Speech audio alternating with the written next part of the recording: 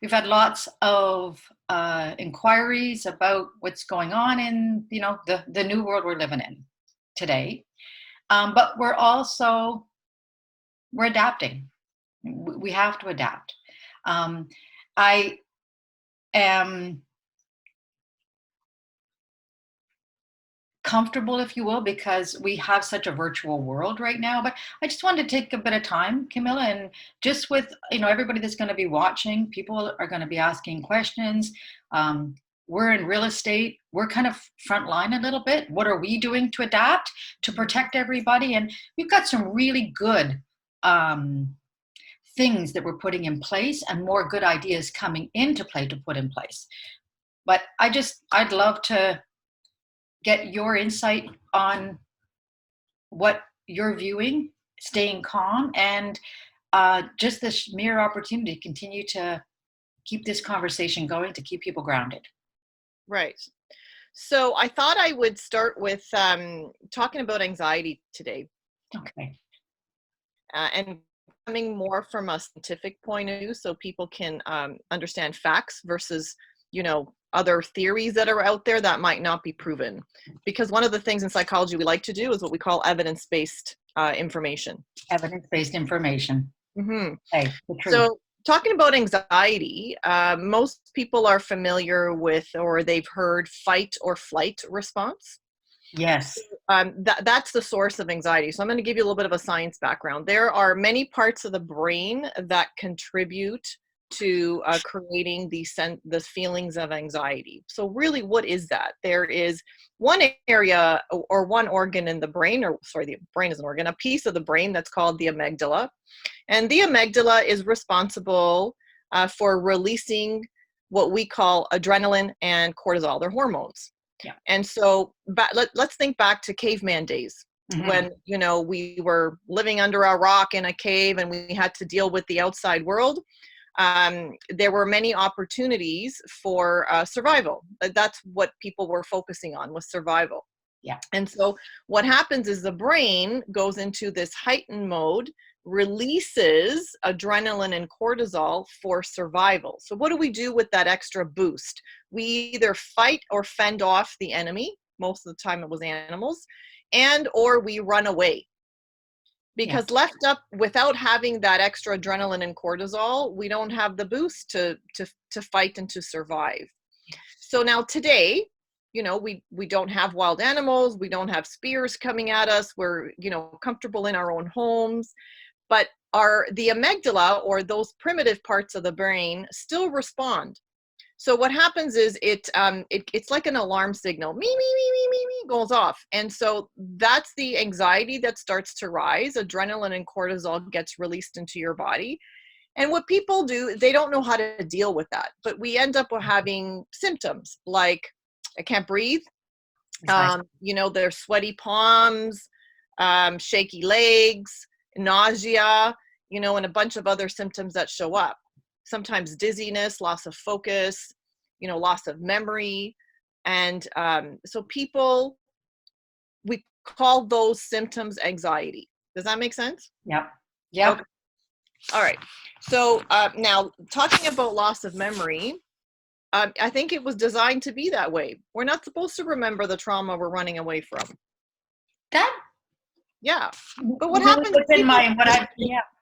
They blame themselves, though. They're like, oh my God, I can't remember anything. This is horrible. No, it's not horrible. This is science. This is your body trying to protect you. Yeah. So there's two parts to anxiety. One is, what do you do when your body has already released this adrenaline and cortisol? How do we deal with this toxin in your body? And then the second part would be, well, now how do we prevent it from coming out in the first place? Okay. You know what? I think just right there, I'm going to amplify this. This is a message. Critical. How do we prevent it from coming out in the first place? Because once it's there, I think it would be fair to say a lot of people are, what do we do once it's there? But preventing it is, it's similar to kind of where we are. We don't need to continue. We're in an era right now. It's social distancing. We just adapt. And over time, this too shall pass. So big question, and that resonated with me. How do you prevent it? Mm-hmm. So there are a couple of things that need to be done. So the first one is, and I'm going to teach you a couple of different techniques.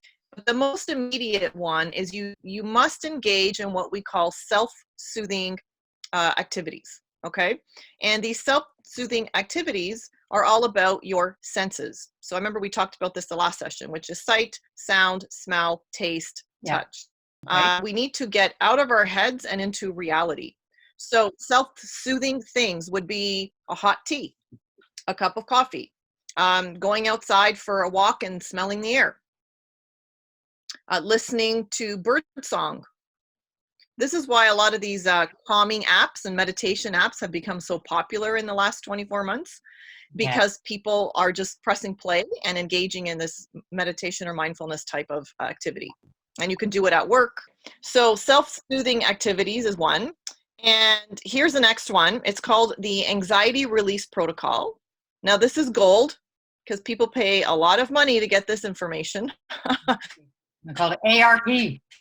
The anxiety release protocol is ARP. Yes, ARP. We remember It's acronyms. basically a theory that says we need to befriend our amygdala. We don't want to, at some point you might feel like you want to rip it out of your brain because it's so uncomfortable. But actually you want to think of it like it's your BFF, your best friend. It is there to protect you. Okay. Okay. So you need to really connect with it. My recommendation is give it a name. What do you want to name your best friend? Mine is called Buddy.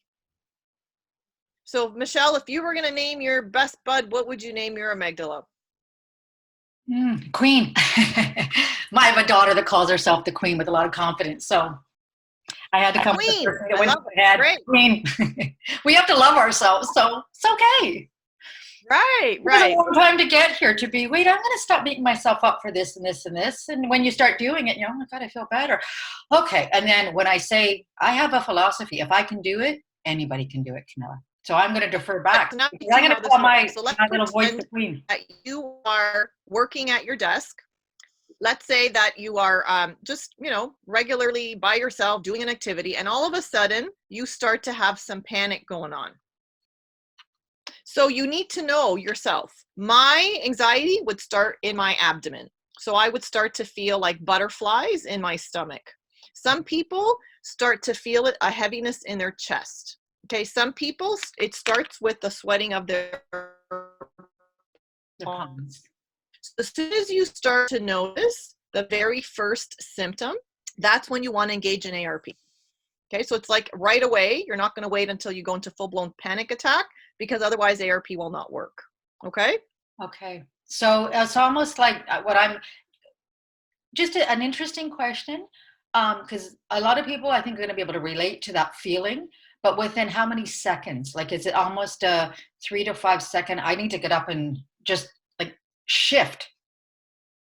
Or is there, because as you just said, as soon as they're recognizing it, it's important that they kind of catch it before it gets them, if you will. Yes, it would have to be immediate. Yeah, okay. Okay. So if I'm sitting, I'll use myself as an example. So let's say I'm sitting doing some work and I start to feel the butterflies or the anxiety in my abdomen, then in that moment, I'm going to stop what I'm doing. I'm going to have a conversation with Buddy. And the conversation goes like this. Okay, bud, you are alerting me to danger. The alarm bells are going off. I don't know why, but I'm going to pay attention to what you're telling me. So I get up and I'm going to check my environment. I am looking for signs of danger because my amygdala is alerting me that there's danger somewhere. Make sense? It does. It does. Okay. So once I've checked my environment, then I have a conversation with Bud, and this is what I say. Okay, so you've told me that I'm in danger. I've actually checked my environment, and I don't notice that I'm in danger. So thank you for alerting me, but guess what? We're all good. So you can calm down and relax. Maybe grabbing a hot tea. I could take a hot bath. I could, put on a headset. and listen to a meditation for 5 minutes or anything like that, or go out for a walk. Okay. What I'm really hearing, Kim, and I think this is a really, really powerful right now for where everybody is right now. I've had some conversations. I had last night I was in conversation with some uh, people that are early in the stage of real estate, but within everything going on, they have, of course, concerns, questions, what's happening. And my feedback to them was, we are able to see things right now, and this is what we're seeing. At the end of the day, we're adapting, but there's going to be movement. Nobody wants kind of stuff. We're just adapting to where we are, but there is activity, and of course, all the precautions, everything that we're putting into place, if you will. But for our teams and the people that we're working with, we're checking in with them on a regular basis, and just again, going back, keeping everybody kind of grounded where it's at right now. But what you just shared, Camilla, was it's something I think that many people can apply right now. It's almost like a 3-step process. They get an uncomfortable feeling. They basically get up, check everything to make sure their environment's okay, and then they basically, because it could be our brains going a little bit in overgear, if you will, too, and tell your there's a phrase that we have in real estate. It's a program that I once took, and it's where we kind of tell the drunk monkey to go away. So it's that little voice in the head that's just like, well, what about this, and what about this, and what about this, and what about this, and then we're like, go away. We got to serve people, and this is what we're doing. So I'm what I'm hearing, Camilla, is it's a little bit more than just a drunk monkey, because it's there for a reason. So no matter how you look at it, just a quick check, make sure everything's okay. But then once you know, and I think that some people may find it more powerful to speak to something rather than themselves. Because what we found is if I say to myself, okay, calm down, you're going to be fine, it doesn't seem to work as effectively as speaking to another part of you. Makes good sense. Wow, our connection is really awful today. Yeah, I'm going to suspect it's our wind that we're dealing with here. So, very windy out. Yeah, I'm not sure. Well, it'll calm down. Okay, so the other part of this adrenaline and cortisol piece is, if you've missed out on the self-soothing, you have now started to get more symptoms. Yeah. Maybe you're starting to go into panic mode. Mm-hmm. Okay. It's important to get moving. So this adrenaline and cortisol that's inside of you needs to be spent. It needs to be used. You can't let it sit and fester in there. That's what is the unhealthy part. Okay. And so how do you use it? You have to exercise. You have to move. And yes, it would be best to go out there and just run your brains out, right? Run your heart out. Yeah. But you don't have to. You can go out for a brisk walk. You can get on the treadmill. It doesn't matter what you're doing. You can vacuum in your home. You just need to move, because you need to use up that extra boost that your brain just gave you. That's a really good tip. I never knew that. I love to read, learn, apply. How do our brains work? What do we do? We're mind, body, soul. It's all connected. But I never learned that before, where if once you're kind of there, and it's a way that people can release it. At least they're aware that, okay, if they're feeling a certain way, they're already in that state, then they can logically tell their brain to get up and start walking. Get up and start, even if it's just, you can do, just squat down, squat up for 20 times to just get the blood moving again, get the body moving again. Yes. But I didn't realize the other benefits to that. Mm-hmm. Like, listen, as crazy as this, my dog suffers from anxiety, and maybe twice a month she actually has a full panic attack. It's the Oh, craziest thing. oh my. So in the beginning, I was, before having learned about all this anxiety part, I would, put her in my lap and I would, try to calm her down by petting her and, hugging her and keep her close to me. And we would do this for about an hour, or an hour and a half. That's how long her panic attacks would last. Oh my God. And when I learned about anxiety, I thought, oh my gosh, guess what? I literally put her on a leash and I drag her either out of the house and we just walk. We just keep going and going and going for 20 minutes. I don't make her stop. Now, sometimes she doesn't like it. She'll stop and I have to drag her, but I encourage her to keep moving. And no joke, her panic attacks have gone from an hour and a half, sometimes two, to 20 minutes. That's, you know what? So I just have to ask a sidebar question, Camilla. What kind of a dog? I have a little dog. The breed is called Coton. It's called Coton de Tulier. Okay. Mm-hmm. Very She's nice. about 15 pounds. Okay. Yeah. I gotta just share a sneak peek. Many years ago, I was a vet tech. And then went back to school and all that other stuff. But you just learn all about different breeds. And ours is an older dog. We have a 12-year-old golden doodle, but Nice. well, it's interesting because they're souls. They're not human, but they're souls. They've got, they feel, Yeah. so we have, I can relate to what you're saying. And if that dog is, if the dog, if your dog is able to snap out of that within about a 20-minute period, just think how quickly humans can. If we get up and recognize it and move around, we're shifting versus falling into that vortex. Absolutely. And it's so important that we move, we exercise. So the other shift needs to be in lifestyle. And I know, like, look, right now we're all into this, well, we have no choice because the world is sort of shutting down around us. It is an amazing time to do a lifestyle shift. We have no reason not to right now. We have all the time and all the resources to change things around because we can't say work. We can't use work as an excuse. We can't say that we're busy as an excuse, right? So we need to make some lifestyle changes. Part of that includes regular daily exercise every day. Every day. Now, if you have, long work hours and you're not able to get to the gym every day, guess what? Park your car farther away from the door. Use the stairs instead of the elevator. That's what's going to keep you healthy. I 1,000% agree. 1,000%. And I'm just going to share a couple kind of points to that. And then for all the audience that'll be watching and just, the opportunity to be able to bring you back. Camilla, there's a lot of people right now that they really need this message. And you can create your own structure.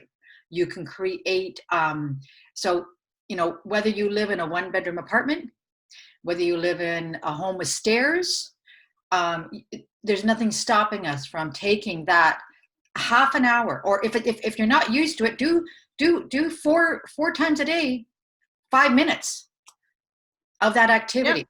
But there's nothing stopping us from doing it. And even if you're sitting down, I could sit here and do these, but it's getting people to just. And We can cardio based. Absolutely. Yes. I was going to say, it's too bad that we don't have a very good connection because I have some really funny stories that I could share with some clients in terms of how they've practiced ARP and how it's worked. But maybe we can do that on another day. Absolutely. So I think I know the next time that we connect, Camilla, our connection will be a little better. And then maybe with your permission, what I might even ask is there's such great info that we're sharing right now. More people need to be aware of it, but I'll be very transparent. As more people are aware of this, Camilla, they're going to have more questions. They're going to want to know more and more and more. So let me just share very quickly. Spent a lot of years in what we call that training world. In 2007, I left the corporate training industry because it was phrased by some very, very prominent industry leaders. Like, I'm not going to name any right now, but they're very large scale enterprise organizations, very much of the industry standard leaders that rate, different things. Like, we know we used to call them the SWOT quadrant, on the 4-part scale. You're up here and you're rated by, let's say, Gartner or PwC or, industry standards. And the one thing in 2007 why I left it is they had made claim that training on its own doesn't work. It's a $6 billion industry and it's a revolving door. Well, I would a quest over the years of how do our brains work? Why do we do what we do? And then you uncover different kind of pieces, but to just bring it back to a very, how can we apply it? It's about people relating to different things. So Camilla, I cannot emphasize enough how blessed we are. A, me to know you. B, in the realm we are right now, more people. There's going to be a lot of this that they're going to need. And as they start to hear it and learn it, they're going to require more because it's, for example, we all know that the fitness industry has been prominent over the years. But why is it that we called it the 2080? We got 80% of the people that enroll, they don't do it. So it's that 20% that keep coming back. So while we have to keep reaching out, because people are going to grow at different levels and different times, we just always have to be here to share and know that they can connect in. I know what we're sharing right now, Camilla, is phenomenal for audience, but it's not even scratching the surface, and it's why we're blessed to have you come back. Right, absolutely. Okay, so we'll talk after just to see what 2 days maybe works next week to have you come back. And what I'm going to do is I'm going to share this with our community.